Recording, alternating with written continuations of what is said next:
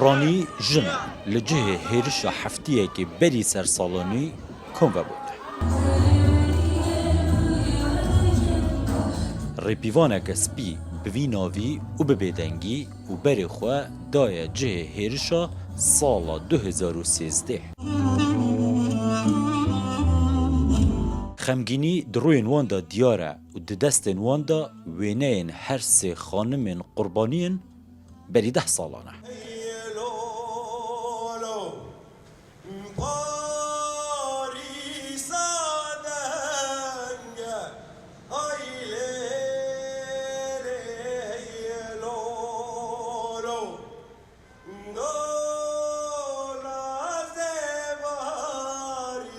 لکیلک وینین قربانین هیرشا نو ویا کبن گلان دادنن بری 10 سالان لنهی مهای یک سال 2023 لوی داره.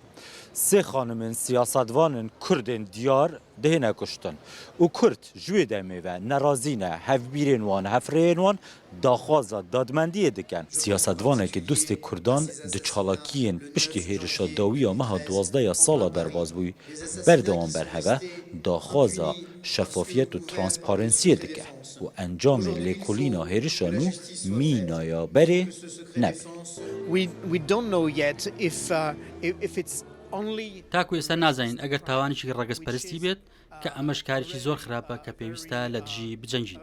بەڵام من و هاوڕێیانم لە فەڕەنسا داوای لێکۆڵینێکی ڕوون دەکەین چونکە پێش 10 ساڵ کەیسێکی دیکەی کوشتنی 3 ژنی کورد لە پاریس هەبوو کەس لەسەر ئەو تاوانە سزا نەدراوە چونکە کەیسەکەیان وەک کەیسێکی نهێنیشتەوە. بەڵام ئەمڕۆ پێویستە بەڕوونی ڕووداوەکەی 10 ساڵ پێش ئێستا و ڕووداوەکەی هەفتەی ڕابردووش ئاشکرا بکرێن چونکە پێویستە گەلی کورد ڕاستیەکان بزانێت و ئێمەش قەرزاری دیموکراسی خۆمان نەبین.